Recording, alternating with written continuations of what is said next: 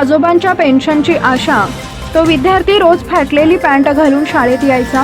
मित्रांमध्ये ही लाजिरवाणी गोष्ट असली तरी तो न चुकता त्याच फाटलेल्या कपड्यांमध्ये बसून धडे ऐकायचा। कारण काय होतं, त्याच्या घरात नवीन कपडे घेण्यासाठी पैसे नव्हते।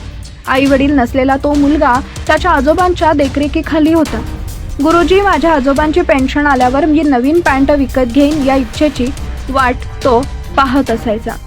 तो जो शब्द म्हणत होता ते तिथल्या शिक्षकांसाठी हृदयद्रावक होते। ज्या प्रकारे तो फाटलेले कपडे लपवत होता ते अक्षरशः दयनीय होते।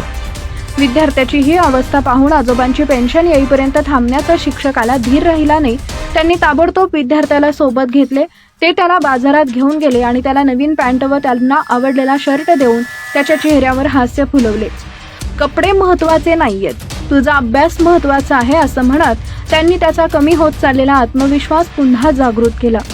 आजच्या काळात जेव्हा शिक्षक आणि विद्यार्थी यांचं नातं केवळ शब्दांपुरतं मर्यादित झालंय, तेव्हा अशा घटना गुरु शिष्य परंपरेचा गौरव कायम ठेवतात। आजोबांच्या पेन्शनचे पैसे येण्यापूर्वीच शिक्षकांना दाखवलेली ही प्रेम पेन्शन त्या मुलाच्या आयुष्यातील एक अविस्मरणीय आठवण आहे। फाटलेले कपडे शिवता येतात, पण गरिबीनं तुटलेलं हृदय सांधण्यासाठी अशा माणुसकीच्या माणसांची